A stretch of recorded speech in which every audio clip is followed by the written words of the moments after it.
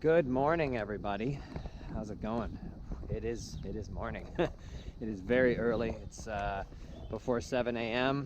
and I'm out with Ollie for our walk this morning. I got a pretty full day with Skype calls today, so I want to get out for a run with Chickpea. Got to get out early with Ollie, take him for his little walk, and seems like there's a bit of a light at the end of the tunnel, and they're easing restrictions a little bit on some businesses. So I'm hoping that maybe June, if things go well, I'll be able to resume private training and actually see people in person, right? A lot of businesses are pivoting right now and trying to adjust. One of the problems that I have right now is the Skype training's been going fairly well. It's certainly not enough to sustain a business forever on. But the problem is I'm now booked through May, completely booked for Skype lessons, which is good. That's good that I'm still booking clients. The problem is if, the government just said tomorrow morning, okay, go ahead, open up, it's all good. There's nothing I can do. I've committed now to 4 more weeks of Skype training. So even if everything opens up and you folks start contacting me out there for some training, the problem I'm facing is there's nothing I can do. I'm committed to these Skype calls now. They're booked in. I got to get through these. And then I still have approximately 20 clients that I need to finish lessons with. And, the way my business works is I get paid for a package when I start. So that means I still have 20 clients to finish training with. I got paid over 2 months ago for all that work. So I still have probably 2 solid weeks of work that I have to facilitate. And I've been paid ages ago for that. And that money's gone now.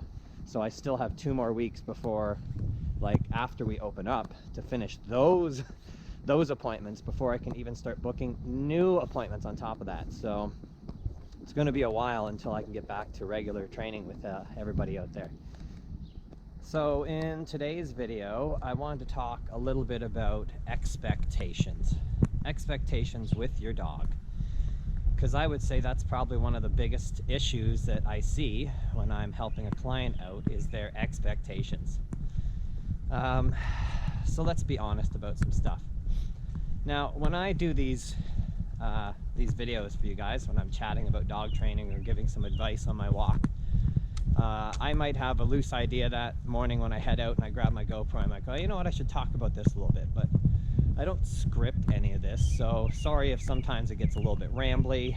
I don't script, my training when I go to see you as a client, and I feel like this is just stuff that I should be able to just talk about off the top of my head anyway, but I prefer to do it that way.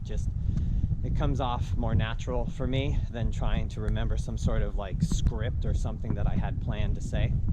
So let's talk about your expectations. All right, so let me share a quick personal story with you, so maybe this will help you understand where I'm coming from. I grew up playing hockey. My dad is a hockey fan, to say the least. He coached junior B hockey, played old timers hockey into his 70s, so the guy was very passionate about hockey and wanted to share that with me. And I played hockey until I was about 12, and then I quit to start skateboarding, which became my passion and what I've done to this very day. When that happened, it drove a wedge between my father and I, and we didn't talk for a long time. I was 12 at the time, and that was it. It severed our relationship in a pretty serious way. Why? Why is that? Because of expectations. Because my father expected me to follow in his footsteps and become a hockey nut and to find a passion for this sport. And when I didn't, it really harmed our relationship. Was that my problem? No, man, I'm just being who I'm being. I am who I am, right? That was certainly his issue because he wanted me to play hockey. Okay, but it's not about who he wants me to be, it's who I want to be. Does that make sense to you guys? Okay, so let's talk about expectations with your dog. So I'm sure many owners out there have this expectation, this idea in their head already about what life's going to be with their dog. They're going to take their dog, you know, all these places and play all these games and do all these things, and we're going to be partners together, and I'm going to throw the frisbee for you. So what happens if you get a dog that's lazy or lackadaisical, or you get a dog that doesn't want to play fetch, and no matter how much you try and get the dog enticed in retrieving stuff, it's like, that's not me, I don't want to play that game, I don't do that. What if you get a dog that dislikes other dogs, that's aggressive towards other dogs? You know, like the list could go on and on. What I'm trying to say is owners have this idea of the dog in their mind that they're getting or raising, and when that doesn't match up, you're going to have some problems, right? You're going to be upset, you're going to be frustrated. This isn't the dog I wanted. I hear that a lot, unfortunately. But that's reality. You may get a dog that is aggressive towards other dogs, and when I'm dealing with a client with a dog like that, at some point the question comes up, when is he going to play with other dogs? Like, when is he going to enjoy playing with other dogs? And my answer is, I don't know. Maybe never. Right? Like maybe this dog doesn't like other dogs, and forcing dog interactions upon this dog is only going to make things worse because it doesn't like dogs, right? I've used this analogy with a number of clients, but like, my wife can take me to the ballet 100 times, and if she asked me the question, when are you going to start liking the ballet? The answer would probably be, friggin' never. Never. It's not my thing, man. So stop trying to make me like it. We can get dogs to tolerate certain situations, right? To train them to be obedient and passive in certain situations, but that doesn't mean they're going to like it. So we really have to deal with the dog that we get and not the dog that we're dreaming of, because those two realities may be two different things. Now, the other expectation I want to address is a training expectation. So what can we expect from training? So like, let's say you've got an aggressive dog. We can certainly improve that dog's behavior. We can make that dog safer to be around. Can we ever completely eradicate aggression from an aggressive dog? Sometimes. Sometimes not, right? Are you going to completely eradicate violence and aggression from a serial killer? Probably not, right? So I'm just trying to point out that, like, some dogs are just going to be the way they are, and although we can always make improvements, every trainer can help you make some improvements to that behavior, there's going to be a ceiling of, like, this is how far we can take this dog. So you need to adjust your expectations, right, and be realistic about what you can expect from each dog. Do you know what I mean? Like, if somebody's 5 foot tall, they can dream of slam dunking a basketball all damn day. They're probably not going to ever be able to slam a basketball. Like, that's just reality. So we all need to accept the limitations of our dogs, and that may be just due to their personality. It may be a breed issue, right? So, like, we got to accept the dog that we're getting, or maybe do some more research about the breeds so that you get the right breed for you. If you get a cattle dog and expect it to be a couch potato, you're wrong. You're swimming upstream. You're never gonna get that, because, you know, a cattle dog's a working breed dog and it has a lot of energy to expel every day. So let's be realistic about the dog we're getting. Let's be realistic about the training that we're heading into, right? And sometimes I'm going to give you a bunch of advice that I know is going to work. You may not like my advice. When I deal with separation anxiety and a dog is showing household destruction, my first step, I would think most trainers' first steps, is going to be, we need to introduce a crate to this dog, because we need something to control this dog's behavior while you're not home, so the dog doesn't destroy your house. And I get a number of clients that say, I'm not putting my dog into a cage. I refuse. I'm not going to do that. Okay. Hey, I'm not here to strong arm you into anything. I don't care. I don't have to live with your dog, and my house is not going to get destroyed by your dog. So at the end of the day, I want my clients to be successful, but I'm not going to force you to do anything you don't like. That client may then look at me and go, okay, so what are we going to do? And I'm going to say, I don't know, you're going to let your dog destroy your house. You're going to pick a smaller room that you don't mind being destroyed, and you're going to put your dog in that room. I don't want him in a room. I want him to have free reign of the house. So this is where we get into trouble with expectations. this is what you want. You want your dog to have free reign of the house and freedom, because you feel that's going to be better for your dog and it will make your dog happier. Or maybe you have preconceived notions of what a crate is and you don't want to use one. All that's fine, but it doesn't change the fact that your dog's just going to destroy your house now.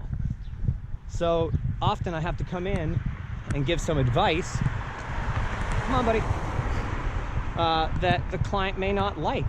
Like sometimes, you know, when you're sick, sometimes the medicine you have to take to feel better tastes awful and you just got to deal with that. And sometimes the advice I'm going to give you is not the advice you want to hear. Like when you have an aggressive dog, I hear all the time, when can I take him to the dog park? Like when is it appropriate for me to take him to play dates? So like I already alluded to, maybe never. Maybe this dog, you know, if a dog's shown aggression towards other dogs, like good chance that that dog is a long way off from any dog parks. And I mean, most of you already know how I feel about a dog park anyway, so we don't need to go there. So let me just say this. When dogs come into our home for training or boarding, okay? I did board and train programs for 3 years, as many of you may remember. And although like I still deal with these dogs' behavior, the moment they come in, this behavior stops. And why would that be? Well, that's because as a trainer, I'm not, come on buddy, I'm not concerned about training tools. Like I have no barriers up in my mind. So if a dog is destructive and anxious, the first thing I'm going to do is put that dog in a crate. Like I don't have to convince me of anything, right? So that's why a trainer is going to take charge right away. We're going to establish a strong relationship of leader-follower, okay? If you want to look at it like parent-child, whatever but there's a hierarchy. So right away, I'm going to let the dog know that I'm in charge. I'm going to let the dog know that there's tons of rules right now, and I may ease up on restrictions as time goes on, as the dog responds appropriately to me. But in the beginning, I'm not expecting anything out of that dog. I'm not expecting we're going to play fetch. I'm not expecting anything. I'm expecting it to follow the rules, and I'm going to set out a lot of clear, concise rules for this dog. I'm going to start using a crate. I'm going to start training. I'm going to restrict the dog's freedom. And all of this may sound very strict to you. It may sound like I'm not going to live with my dog like that. Okay. Now, if you have a dog with behavior issues, then you're going to struggle. And that dog doesn't care if you want to be strict or not. And if you're not strict with a dog with behavioral issues, then it's going to take advantage of that, and it's going to do whatever the hell it wants. So it all boils down to expectations, okay? And you have to be honest with yourself about what you expect from your training, and you have to be honest with yourself about what you can realistically expect from your dog.